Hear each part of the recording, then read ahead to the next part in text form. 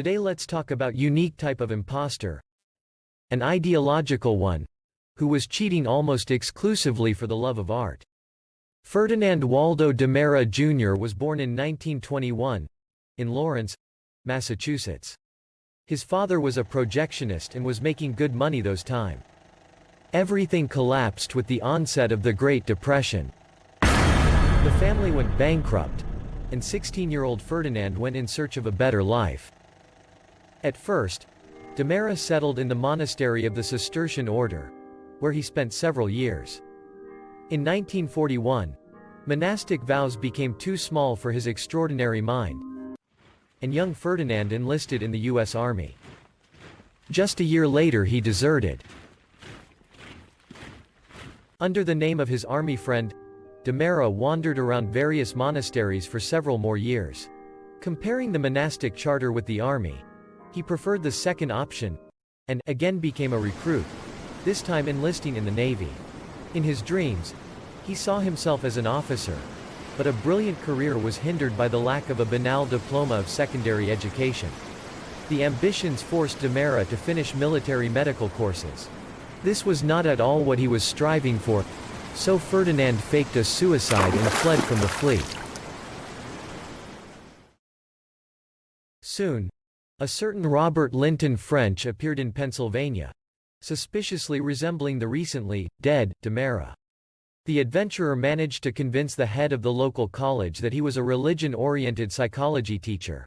After spending some time as a teacher, the fraudster moved to Washington state, where he took a similar position.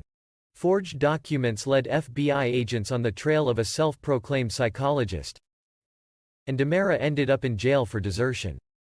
Upon his release, Demara again acquired fake documents, in the name of John Payne. Yesterday's prisoner faced the problem of choosing a further life path. And again Demara wasn't able to choose only one. He was studying law at night at Northeastern University, and then Brothers of Christian Instruction in Maine, a Roman Catholic order. Demara liked this religious order, and in gratitude for his hospitality, he decided to found a college, assuming that he himself would lead the educational institution. However, the monks had different view on this matter. After a conflict with monks, Demara left the order in 1951. The college was opened shortly after the expulsion of its founder. It still exists today as Walsh University. While still living in the monastery, Demara accidentally met the Canadian surgeon Joseph C. Cyr. The swindler used his name to get hired as a surgeon on the Canadian destroyer Cayuga, which was sailing to the coast of Korea to participate in the war on Peninsula. At first everything was going fine. The medical course, that Demara took in his youth, was helping him with minor injuries. But one day 16 seriously wounded soldiers were lifted aboard the Cayuga near the coast of Korea. An urgent surgical intervention was required.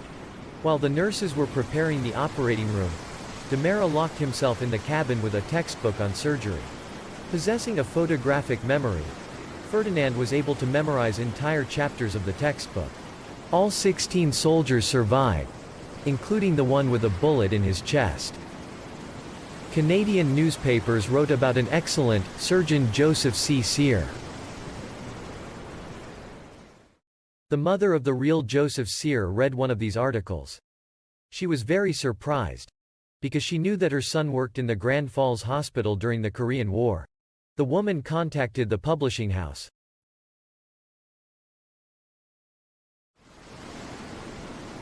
The captain of the Cayuga initially refused to believe that his ship's surgeon was an impostor.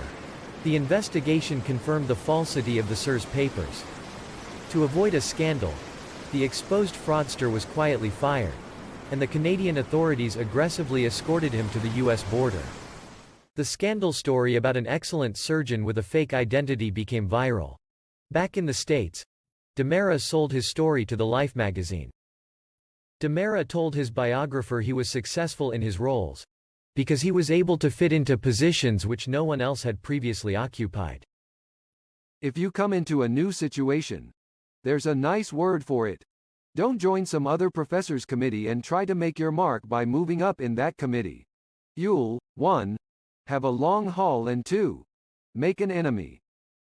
Demara's technique was to find his own committee. That way there's no competition. No past standards to measure you by. How can anyone tell you aren't running a top outfit? And then there's no past laws or rules or precedents to hold you down or limit you. Make your own rules and interpretations. Nothing like it. Remember it. Expand into the power vacuum. The fee turned out to be small, and the adventurer had to get a job as a security guard in prison, of course using fake documents. Soon he had to flee. One of the prisoners had the magazine with Demara's interview, and he recognized Ferdinand from photographs. In the late 1950s, the great imposter tried to get benefits of being famous, appearing in television shows and movies. In 1960, the film The Great Imposter was released, based on the biography of Demara. The main role was played by Tony Curtis, who recently became famous for the film Some Like It Hot. In 1960, Demara worked as a counselor at the Union Rescue Mission in downtown Los Angeles, and after 7 years he received a certificate from the Multnomah School of the Bible in Portland, Oregon. It was his first real paper. But very soon, because of rumors about his past and to avoid awkward questions, Demara left the church post. He changed several other professions. After working as a school bus driver in Washington state, he moved to California.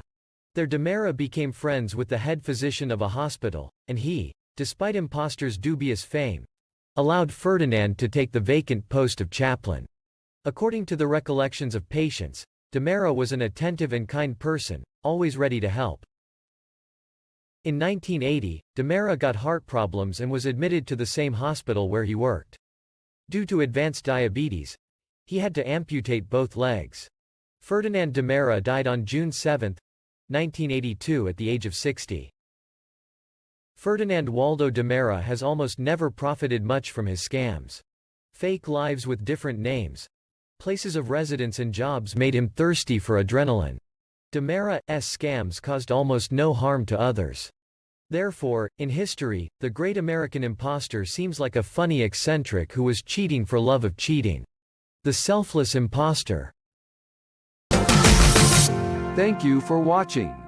This story can be an entertaining topic at the dinner table, because everybody enjoys to listen people with a good story. Share, like, subscribe, you know what to do. Leave us a comment what other topics you would discuss at the dinner table.